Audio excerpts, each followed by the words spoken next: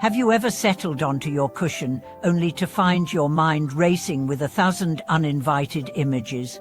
Do you wonder why, just when you are ready to settle into calm awareness, a relentless parade of wandering thoughts breaks your concentration? Welcome back to the channel.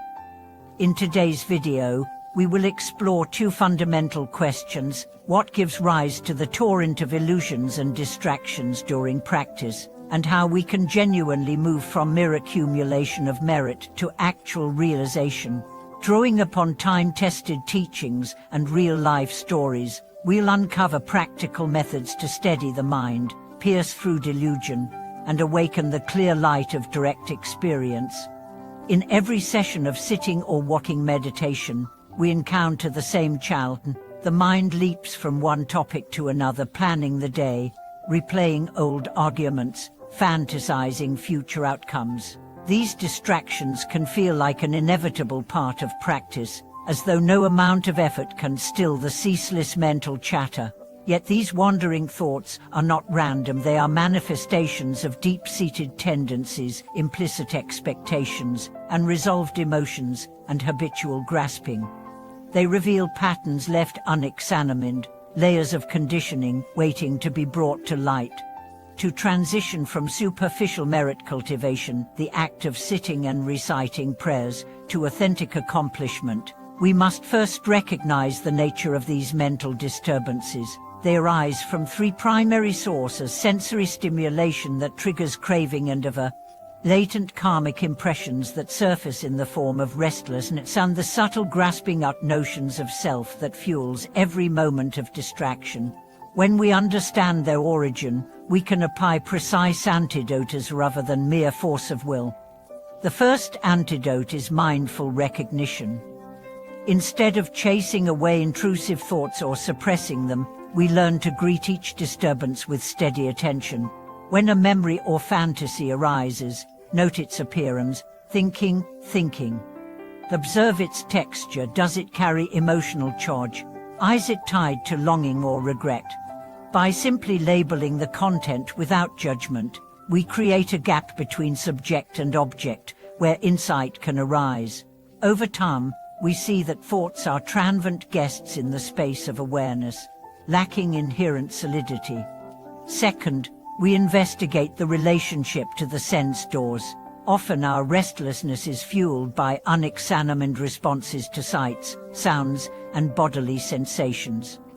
Through focused practice, we explore how sudden noise prompts aversion, or how an itch births irritation. By bringing gentle curiosity to each impulse, we cultivate a lived understanding of the cause and effect chain that leads from sense impression to mental proliferation. This direct knowledge weakens the habitual patterns that drive distraction. Third, we apply the method of turning the mind back toward its own nature.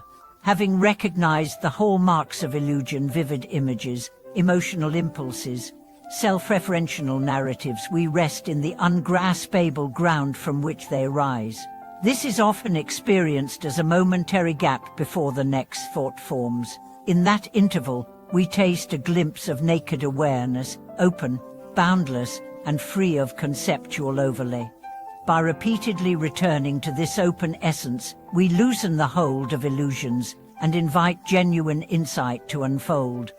Consider the story of Toshi, a young practitioner who struggled for months with unbearable distraction. No matter how long she sat, her mind would flood with random chatter. Gosh, what if I overslept? Did I send that email?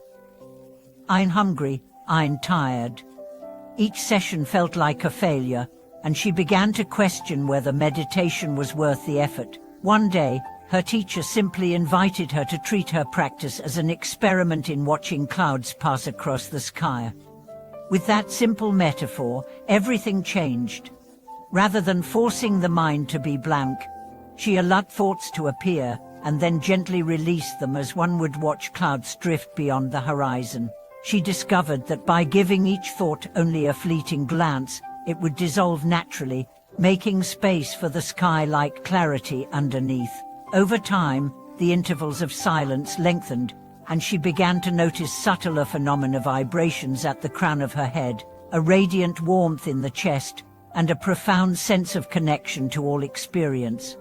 Meanwhile, in a distant monastery hall, Lama Norbu faced a different challenge. After decades of diligent practice, he still encountered sudden waves of doubt. Am I really making any progress? Have I wasted these many years? Each wave threatened to erode his confidence and send him scurrying back to worldly distractions. Rather than suppress this doubt, he turned it into a door of inquiry. Whenever uncertainty arose, he paused and asked, "What is this doubt made of?" By dissecting the doubt, he observed that it was underpinned by two fears, fear of inadequacy and fear of stagnation. He then applied the antidote of dedication, reversing the energy of the mind back toward the three jewels with heartfelt gratitude. In each session, after noting the presence of doubt, he would vow any potential benefit from his practice to the welfare of all beings. This act rekindled his motivation, replacing self-centered questioning with expansive care. These examples illustrate a universal truth: questions and distractions are not failings but invitations. They signal exactly where wisdom has yet to penetrate and where we can refine our approach. By adopting the spirit of curiosity, stable attention, and compassionate dedication, we transform obstacles into stepping stones. We move from mere accumulation of practices, sitting, chanting, visualizing, to the living embodiment of insight, where every moment becomes an expression of awakened mind. As we continue this exploration, we will weave together extended narratives of practitioners from various traditions, each facing unique distractions, physical discomfort, emotional trauma, intellectual doubts, and each discovering personalized methods to transcend them. We will examine how sense restraint, analytical meditation, and devotional practice can be skillfully combined to cultivate both stability and clarity.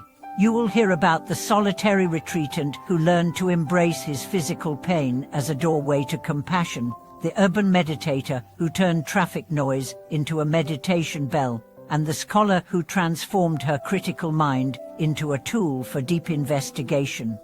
By immersing yourself in these stories, you will see that no form of distraction is insurmountable. The path from merit to accomplishment is not a straight line, but a spiral, each turn bringing us back to what lies at the core of our direct encounter with the nature of mind. With consistent effort, the illusions that once obscured our vision will gradually dissipate, revealing the luminous clarity that was present all along. Thank you for watching this video.